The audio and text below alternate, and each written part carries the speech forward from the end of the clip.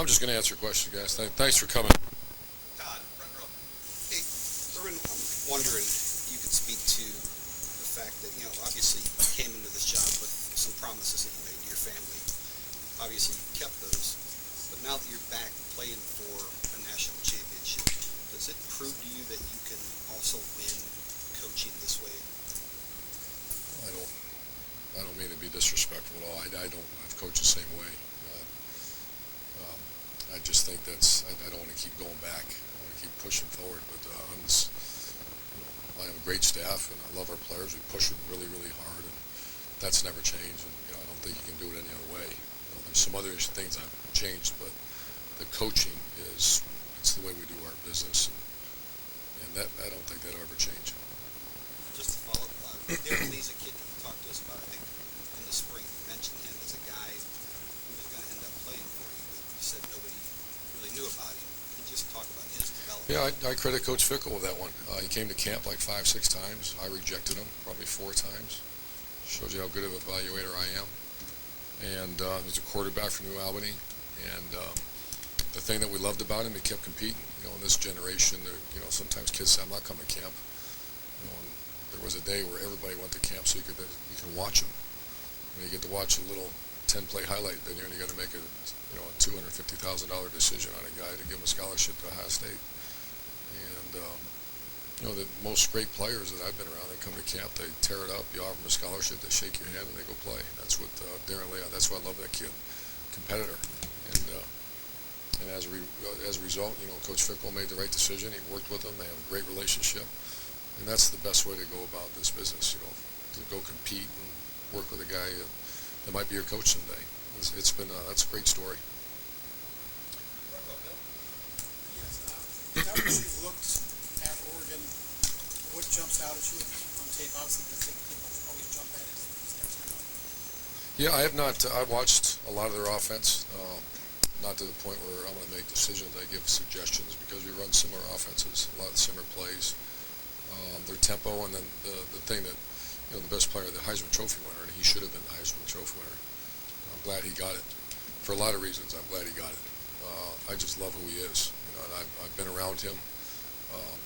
When he was a young player, I went out there and visited, and I remember them telling me about him. I think Chip recruited him when he was, is it Puno? Which high school is it? I know it. St. Louis, yeah, the other great one. And was a backup for a while and just a great kid. And I think that's so good for college football to see a guy like that win it. Great player, great person, great leader, you can tell. Plays his best when it's hard. Plays his best. The Michigan State game was a perfect example. He extends plays, and he's the biggest challenge. Tempo offense is really hard, but tempo offense with an average player, it's not that hard.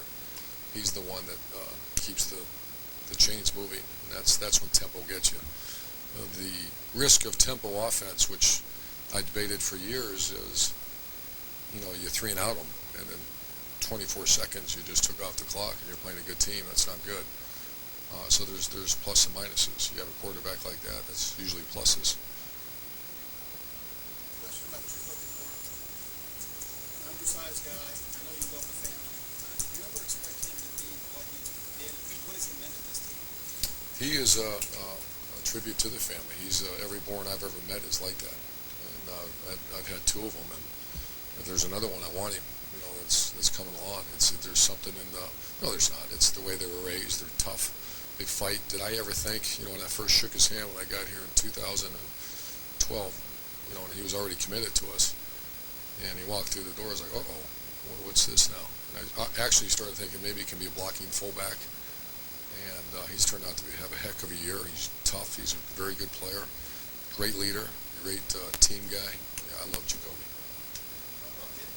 Yeah, Urban, you've spoken about this a couple of times, but during culture sabbatical now, but you're off. You spent time out there in Oregon. You got to know Chip Kelly. What was it about conversations with him and stuff about the tempo and stuff that really intrigued you? Probably the thing that set it off was a coach named Nick Aliotti, who I've known him for 25 years, his defense coordinator, long time, and a friend of mine from back when I recruited California 25 years ago. We used to have dinner together, and he's as old school as you get. And you go in there, they're playing Lion King music. They have like a DJ at practice, and bizarre stuff now. And I remember I was like, what is this? I work for Earl Bruce. I can't. We didn't have Lion King and DJs at practice when Earl was coaching here. But I was talking to Nick Aliotti, Chip and I are good friends, and he says, this is the only way to do it. I looked at him and said, what are you talking about? This is the only way to do it. And for Chip Kelly to create a culture, and Belichick talks about it all the time, where everyone's aligned. Everyone. You walk in the facility, it's about win the day. It's about, I'm not here to promote Oregon, but I'm here to promote, I would like to think that people walk in the Ohio State football facility now, and it took a little while, that from Amy, my assistant, to everybody associated, the facility person, everybody, this is the way we do it. Really not a whole lot of conversation about it. And we have a culture here too. And so that's what I took, instead of saying, let's go take their culture, it's something I always believed. When you see teams fail, it's not because of bad players. It's not because of bad coaches. It's because of alignment issues. I'm convinced of that more now than ever after being in this business for so long. Your tempo offense, obviously you took some of that too. You wanted to go Yeah. that direction. Yeah, we at Florida, there's a misunderstanding that we were a big tempo team. We weren't. And I fought that. We actually sent Dan Mullen, who was my coordinator, sent him to Missouri. Missouri had a breakout season, and they came back, and I snatched that after about 4 days of spring practice. And it was just technique went to hell. And our receiver coach was over there signaling instead of coaching receivers, and we ended that real fast. And the negative of what's happened with the tempo offense is you have an incredible leader at quarterback. He simply just takes a snap now. He's not able to. It's not as easy. In the old days, the stories of Joe Montana looking at Jerry Rice and winking at him, and there's still that intangible value of this great game of football that lets me and you do this. And it's harder when that guy you're winking at's 25 yards away. So and I had Pouncies and I had T-Bone. I didn't want to lose that huddle. Obviously, we've lost it. And there's still opportunity for great leadership, I've learned. But that was the thing that held us back from going full up-tempo, 4, 5, 6 years ago. Some of that is the future, though, didn't you? Yeah, it is. Everybody says it's not. It is. It's an advantage for the offense. And if you don't take it, then that's fine. But I know Alabama is moving in that direction, and is it full speed all the time? No, we're not, but there's certainly that gives us an advantage at times. All right, Austin. Urban, I know your overall offensive philosophy doesn't change regardless of your quarterback. It seemed like there were tweaks along the way from Braxton to JT, seemed more horizontal in the passing game. Cardell, it seems like it's more vertical. Is that fair? It's more the defense we're playing. I think that's very observant, and that's true if you did a little chart like we do. There's more downfield throws. The last two teams we faced challenged us to go do that. There's some teams we played this year when they're off, you have to take the underneath stuff. And Wisconsin was going to be. We knew what we were getting into, and it was going to be shot day. If we don't hit those, that'd be a different outcome. And then same thing with Alabama, really aggressive defense, challenge you, bump and run coverage. Hitches against bump and run aren't any good. Soft quarters is when you see us take the short stuff. So that's more, I wouldn't say it's more the personnel, it's more what the defense gives you.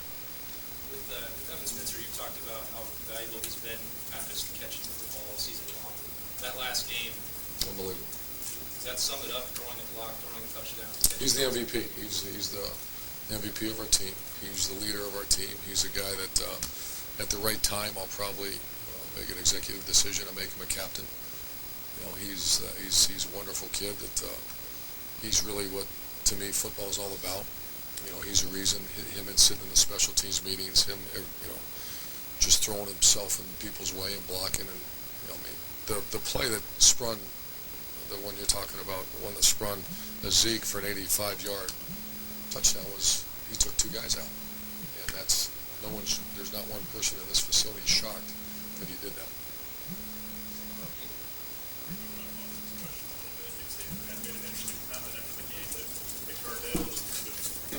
Opened up and maybe showcased your outside speed in a way you did not see on film for 11 games. You mentioned it was maybe the defense is giving you, but all your quarterbacks have different skill sets. What maybe does Cardell give you that makes it a different look?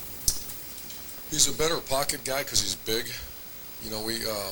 With Braxton certainly early in his career, he was a guy that we try to move around a little bit. First one reason was our offensive line was just starting to be good. And you have to help them out by moving the pocket. And he's dynamic outside the pocket. JT's a 6 foot. He'll tell you he's 6'2", 6'1". He's not. I don't want to get into what he is but he's a great player. That there's times where he's a very good deep ball thrower too. The one thing, all three of those guys are very good deep ball throwers. But Cardell is the first guy I've had, I want to say, since Alex, that is up there that can high low a pass over the top of the defensive line, and that's rare. That's hard to find those guys. Return game struggle against Alabama. Granted, you're facing an excellent opponent, but what can be done to tweak that at this very late stage of the season? Just your thoughts about that. Yeah, the kick return struggle too. Our return game at times this year was good. I don't know if we are. Kerry's going to do that with our special units tomorrow, but we led the nation in field position. Number one on offense, and number one on defense. And I don't know if they say that's never been done before. And that's when you see those signs. I guess we'll cover it up, but there's signs that talk about field position in here nonstop. And it's called the plan to win, and it's something we spend a lot of time on, and it's just a great example of when it's no longer theory. I call it to our players. It's no longer theory. It's testimony.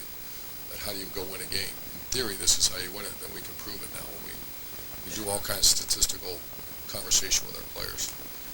So to answer your question. It was the first time since, I want to say, the first or second game they returned the ball outside the 20 on a kickoff, and we did it twice. And punt return really struggled. So what can we do? We just work hard at it. It's not just the returner; it's the hold-up guys. And we realized we faced a bunch of talented guys too. Their coverage units, Alabama's, were excellent. It's being able to travel to bowl games. Parents and players have been outspoken about this. What do you think can be done? If they get $800, do you think everything should be paid for? Do you think there's middle ground? No, you can't do that. I think each family should get a stipend, and I'd be disappointed if it doesn't happen. I'm waiting for someone. One of you guys should just blow it up, and no one seems to want to do that. I don't know. Then what they get right now, they get $800. Is that right for? My family could go there for $800. So I just in the Big Ten Commissioner office, I imagine they give them $800 each. Give our coaches $800. It's all across the board. Our administration, you guys get $800 to get down there. I just don't think that's right. And it's a 15-game season now. It is what it is. You have 85 scholarships. That's a lot of wear and tear on these players. I'm noticing it. I can see it. I've never practiced like this. We're being very cautious right now because your bodies weren't meant. This is back when they did the 85 scholarship rule. There's 12 games. And the 3 that they added aren't against 1AA or, whatever they say, the smaller schools. The 3 that you're playing are Wisconsin, Alabama, Oregon. Just throw those on the end of the schedule. And that's why when I hear people make, these committees, we need some coaches on these committees to have some really good conversation about players' families and wear and tear, and maybe less about TV contracts. So that'd be real interesting.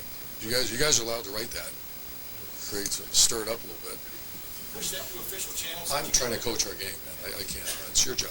That's other people's. I know Gene Smith. The great thing about Gene Smith, he's practiced. He's a football player. So when I have good conversation with Gene Smith, it's not what about the billboards? What about the? Are we going to sell the shirts? Or are we not going to sell the shirts? What about your jacket you wear on the sideline and all those things? And I get that. That's all important. But when Gene Smith, and that's why I have so much respect for him. When you talk about the player. He looks at me and he goes, I understand, I got it. Here's what we need, Gene. Here's why. I'm good. And he's played football before. And that's why I heard someone said he came out and said that he's going to, that doesn't surprise me one bit. Because Gene Smith understands the student athlete. Urban, beyond tempo stuff with you and Oregon offensively, the way you attack teams, play calls and that kind of stuff, how similar what we talked about philosophically? Well, Tom is a disciple. He studied it for many years. He studied, actually Chip Kelly first started studying when I was at Utah. He went from New Hampshire and he started that evolution, and that'd be a good conversation with Chip. But there's a lot of similarities between the two programs as far as how do you go attack the defense. And how does does that play into this game at all? Is your defense used to playing against your offense so they can defend Oregon? It's a good question. I think what remains to be seen. I've gone in there and tell our defense what we don't like, what bothers us, and I'm sure they're doing the same thing. They see it every day in practice.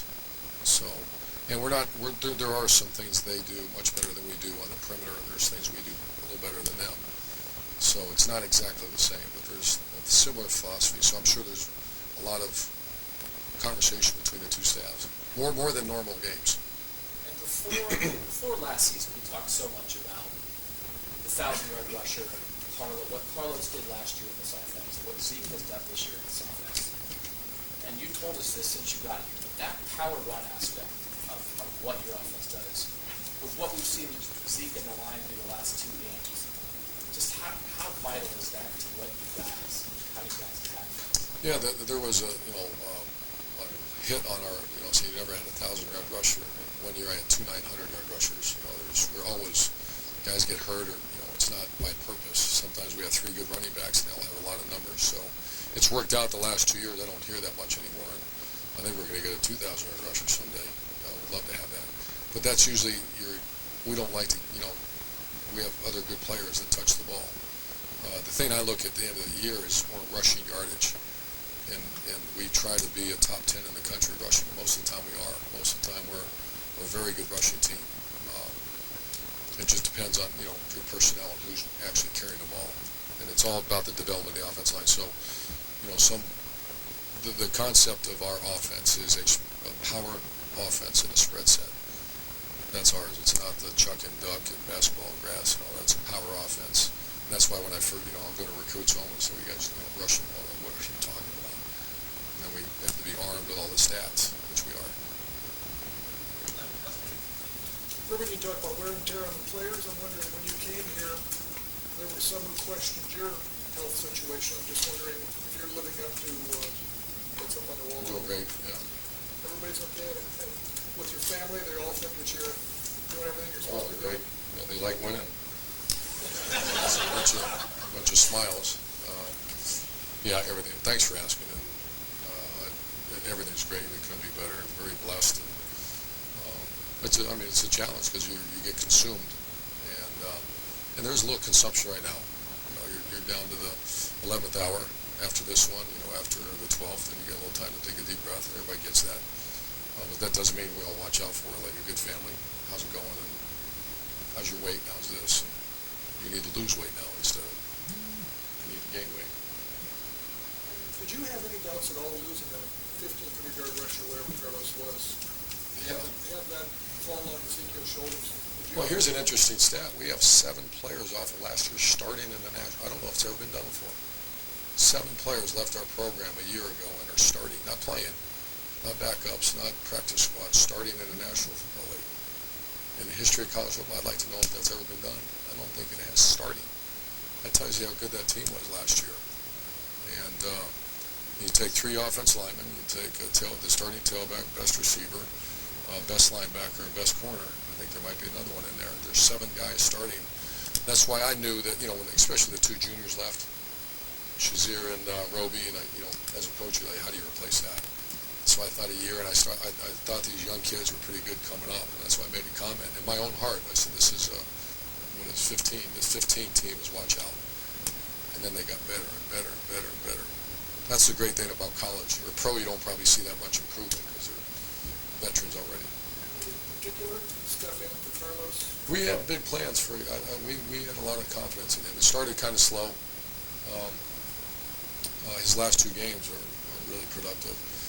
He's a little tougher than I thought he would be. His post-contact yards are probably a little bit more than I thought they would be. He's a really tough runner, and so a little bit surprising. It's not like we didn't have high expectations for him. I remember you saying when they came up with the playoff that you can't imagine having to play a game and then preparing for another one. And I'm just wondering, you're living it right now. How is it? How difficult is it, or is it just? I ask our players. I'm not one of those guys who's been known to say. I check with our players constantly. Now the guys I trust, how you hanging in there? I mean, that last game, that was a hammer. Now, I mean, even our players looked at me after the game like, wow. because Alabama, especially in the trenches, he faced a team like Alabama, gigantic human beings.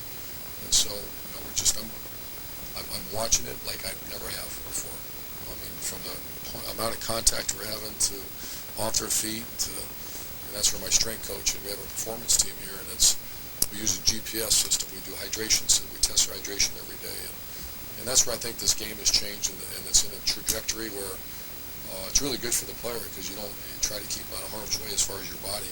The soft tissue, I could go on a dissertation about this stuff because we've studied it so hard, but the soft tissue injuries should not, if you do a good job of your strength staff performance team, that player shouldn't go out there if they're dehydrated. And there's much better ways to find out now than there was years ago. So, and I'm telling you, for 15 games, I don't know if you could do it any other way. You old school it with 15 games, you go jog out there with 35 players. So you have to be very cautious. Do you have, I mean, this sounds silly to say, you're going to the national championship, but do you have any concerns to get back to that level that you were at in the Sugar Bowl, next Monday night? That's our concern. And then getting ready for a tempo offense, which means you got to be practicing. That's what you just said is the concern for this game. Urban, you touched on it a little bit, but your 2013 signing class, what surprised you most, I guess, about their maturity and being ready to play and be impact players this quickly? Yeah, really disappointed we didn't play them. A lot of those guys redshirted. And there was some, I was very disappointed, and they weren't ready. We don't redshirt. It's not like we're going to say, hey, let's save them for this, 15? Hey, let's save them for the 17 year, and let's have a heck of a year. You can't do that now because they're all gone anyways after 3. If you're a great player, you're gone. So play them. If they're not good enough, don't play them. And that's the mentality we have when we go out and recruit. When they're here, we don't tell them, well, we're going to save you and let you mature a little bit. That used to be a big deal in college football. At this level, and Pete Carroll, I stole from him when I was listening to him talk at USC back in like 06. And he said, we don't redshirt guys here. How cool is that? Go out and recruit guys that can go play. Because kids want to play. So I was disappointed, Pat, that they didn't play more their first year because there's a handful of those guys who redshirted. And some of those guys won't be here for their 5th year, so we screwed up. We didn't get another year out of them. But now the level they're performing at. Oh, yes. Am I surprised? I'm sorry. Just the number of guys from that class that are performing really well now for you, does that surprise you this year? I think that Darren Lee, Eli Apple, Joey Bosa does not surprise me. Ezekiel Elliott, someone, you gave me those names when they were walking off the field. I was like, wow. Yeah, some of them did surprise me.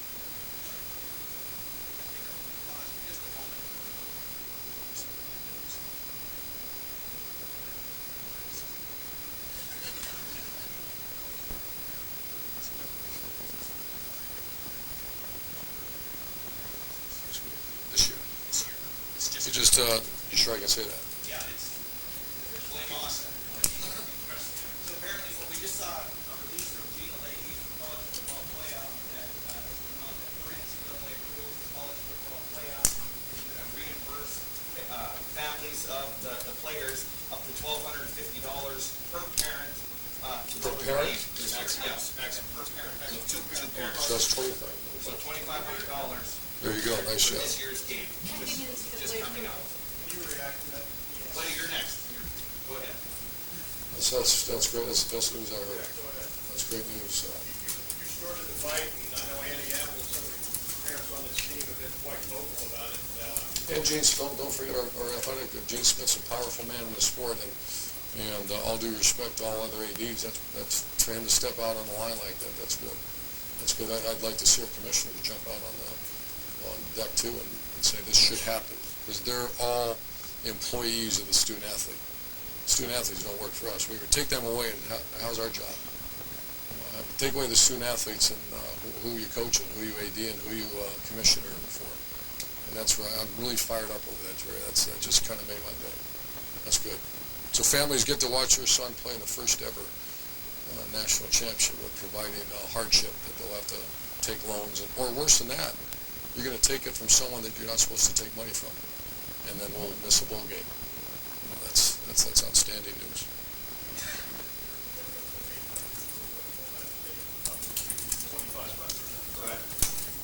I don't know, I'm just reading, but I would assume that Ohio State is still going to provide its reimbursement for that. I was going to ask you one other thing. Just how your title games you won? Do you go back in your notes at all? You know, went back, just practices are a little different. You know, those ones we had 37 days to prepare. I remember in '06, I think it was 37 or 47, some ridiculous number. And that was '06 was the first one that was removed from the traditional bowl date. So it's just a much different. This is a one-game shot that really have 4 practices and shoulder pads. And tomorrow we're going to give our guys a day off of practice, not a day off of preparation. But you just can't go any. The tempo we went the last 3 days, you just can't. You're going to break them down. Hireman is, what's the word, probable, and Dontre Wilson is probable now. Second roll up, Marla. You mentioned on the TV and the basketball game about the Penn State game, sort of you felt like that was kind of the turning point. I just wondered if, was that mentally? Mental and toughness, and you don't win that game unless a group of players like Billy Price, one of the Pat was talking about 2013. He's part of that 2013 group that grew up. He was not very good. He was struggled last year, struggled early in the game in the season this year. And every player has it. When you become a player, it's like it's time, and that was his time. And he did a great job against a very good defense line. And I'll never forget looking out there and seeing that student body, 110,000 people, that it was scripted.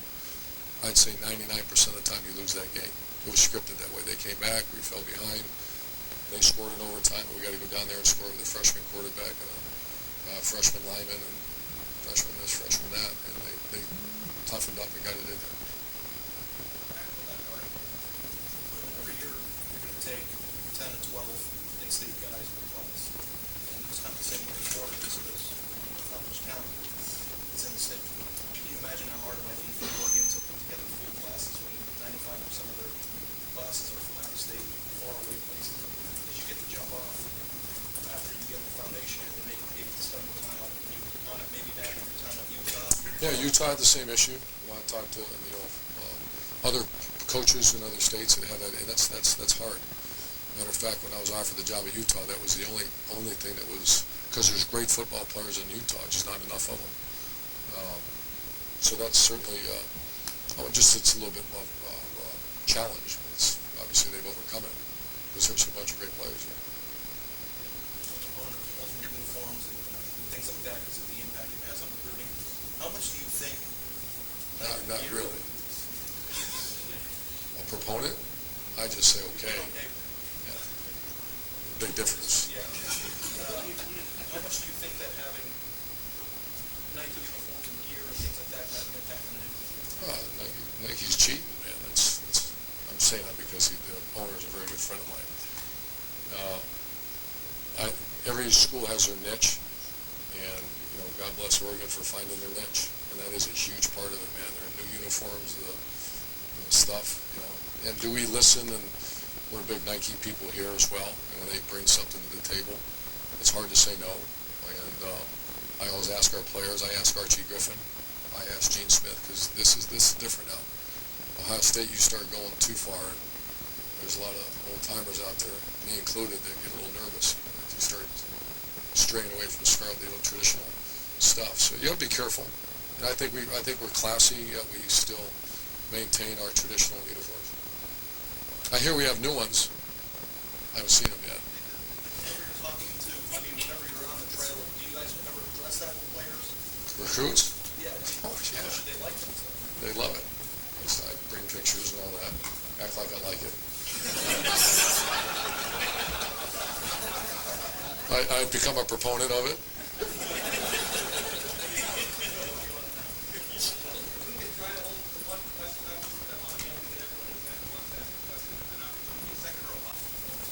Urban, in your experience, either as a coach or do you recall a situation similar to Cardale's where he came from the games of a magnitude that he started out? He could be 3 in a row. Bob, I don't think so.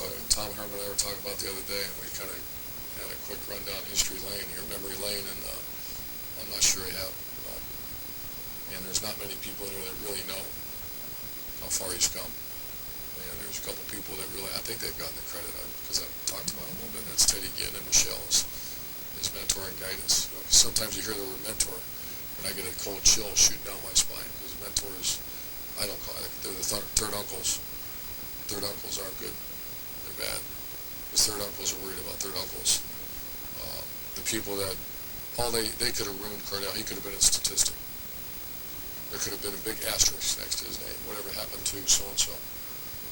Because he was given the wrong information and given the wrong guidance. Instead, they looked and said, what do we need to do, coach? And I said, this is it, or it's over. And they said, it's done. With something like, how hard do you push that button? You're the underdog again. How hard do you do that? We don't do that until it gets close to game time. And that's our strength coach and I just kind of feel where we're at. We usually swing a little bit with it. A little more detail there? And I don't mean to be like sly about it. I mean, it's just we do. It depends on the team. It depends where we're at. I don't like pull out my underdog script that we have on my file on there. It's what kind of team you got, who we playing. We played since I've been a head coach, we've gone berserk with it a few times. There's other times. This last one we didn't really play it up much.